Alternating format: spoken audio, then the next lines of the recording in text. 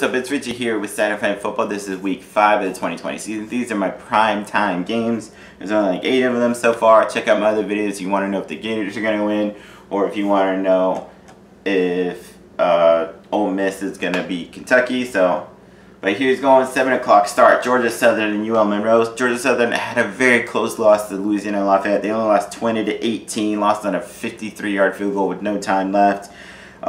Shea Ward's 255 passing, a touchdown and a pick. J.D. King ran for 100 yards at a touchdown. Wesley Kennedy, 2 catches, 105 yards. He put up 447 yards of offense. They turned it over twice, including one that would have been a touchdown. He was diving for the goal line, and it slipped out of his hand at the 2-yard line and went through the end zone for a touchback. Louisiana Monroe, I was wrong about them. I thought they were better than they were showing. I thought they would beat UTEP. UTEP, who's normally terrible on offense, killed them 31-6 and put up 512 yards against them.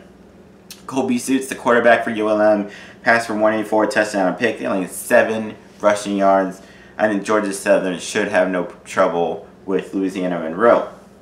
Alright, the primetime game, the college game day game, Auburn and Georgia. Auburn beat Kentucky 29-13. Bo Nix, 233 passing, 3 touchdowns. Seth Williams, one of the best receivers in the country, 6 catches, 112 yards, 2 touchdowns. Defensively, they forced 3 turnovers in that game.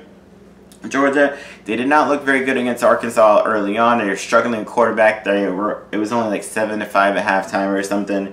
They ended up winning pretty decently, 37-10. Stetson Bennett passed for 211, 2 touchdowns. Defensively, that was key to their game. They forced 3 turnovers, had a safety and a pick 6. I'm going to give Auburn an edge here. I think Georgia's struggling a bit too much at quarterback. I don't think Auburn is as good as people think either.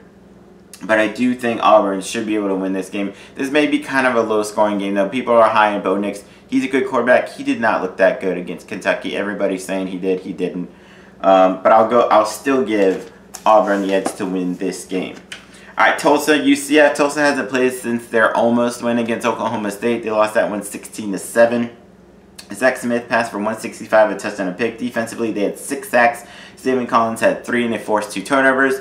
UCF wants some revenge for last year. Tulsa upset UCF last year, even though UCF had a big lead late. They turned it over too much.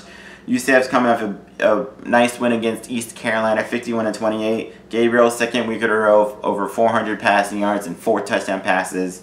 2 guys went over 100 receiving yards again for the second week in a row. The same 2 guys, actually. Jalen Robinson, 9 catches, 150 yards, 2 touchdowns. Marlon Williams, 13 catches, 136 yards. They had 632 yards of offense.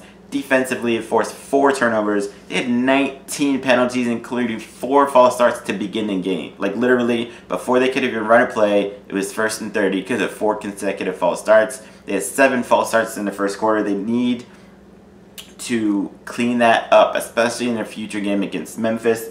That shouldn't cost them this game against Tulsa. I think they're going to be out for revenge. I think they're much, much better than Tulsa. Dylan Gabriel is looking a lot better. Even though he was great last year, he's taking his game to another level. UCF is favored by 21.5. I actually see them kind of blowing them out.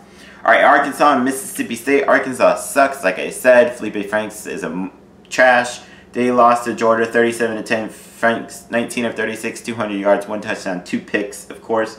Their only good thing was Traylon Burks, 7 catches, 102 yards, and a touchdown. Defensively, they did have 3 sacks and 2 turnovers. That's not going to help them. Mississippi State, huge upset over LSU. I wanted Mike Leach at Florida 10 years ago after Meyer retired.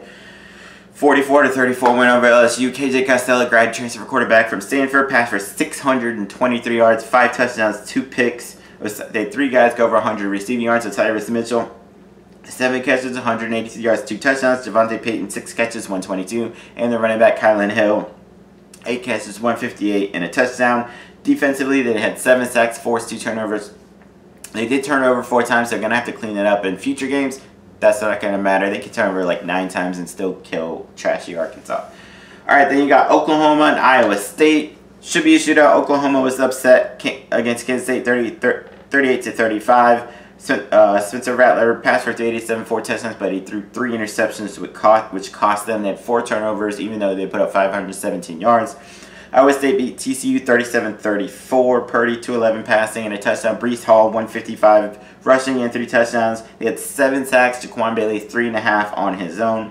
If they want to beat Oklahoma, that's what they're going to have to do. They're going to force turnovers, get a bunch of sacks. I think this will go pretty much back and forth, but I'm going to go Oklahoma in the edge to just score, just basically outscore them.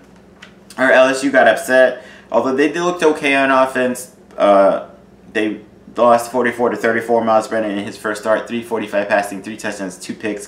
He's got to clean that out. Terrace Marshall, 8 catches, 122, and 2 touchdowns. Defense had 5 sacks. They forced 4 turnovers and had a pick 6. Vanderbilt looked pretty good on defense against Texas A&M, but they lost 17-12. Ken Seals, a true freshman quarterback, started his first game, 150 passing, 1 touchdown, 2 picks. Defensively, they had 3 turnovers and a safety. If they wanted any prayer of upsetting LSU, they're going to have to do that. I don't see that happening. I see LSU rebounding and beating Vanderbilt pretty easily. Southern Miss and North Texas. Southern Miss may be like the best 0-3 team in the country. Shootout galore here. I think both teams will go back and forth. Southern Miss lost their game against Tulane 66-24. Jack Abraham 299, 2 passing touchdowns and a pick. Jason Brownlee 3 catches, 110 and touchdown. That I think that's wrong, but anyway, they should be able to put up a bunch of points. North Texas, they lost their last game against SMU 65-35. Austin Aune 276 passing, 2 touchdowns and a pick.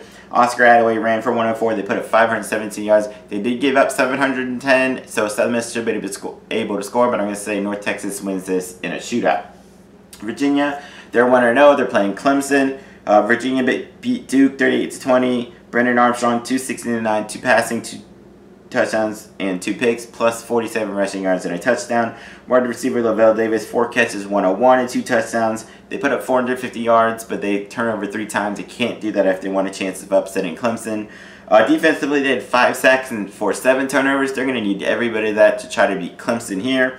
Clemson, they haven't played in a couple of weeks. Their last game was a 49-0 rout of Citadel. Trevor Lawrence, 168 passing, 3 touchdowns. Defensively had 4 sacks in that game. This may be a little bit closer. Clemson is favored by 28. This may be a little bit closer, especially early, but I'm going to give Clemson the edge there. And then the final game of the night, Troy and South Alabama. Troy got beat pretty badly by BYU, 48-7. Gunnar Watson, 162 passing. They only had 19 rushing yards and they gave up 664. South Alabama got beat badly by UAB, 42-10. Chance Levertich not very good in that game, 14-29, 168 passing, 1 touchdown and pick. Carlos Davis ran for 105. I think this will be South Alabama's offense, other than the last game, looks better this year. But I think Troy, they'll bounce back and they should be able to win that game. So those are my picks for the primetime game. Check out my other videos. Peace.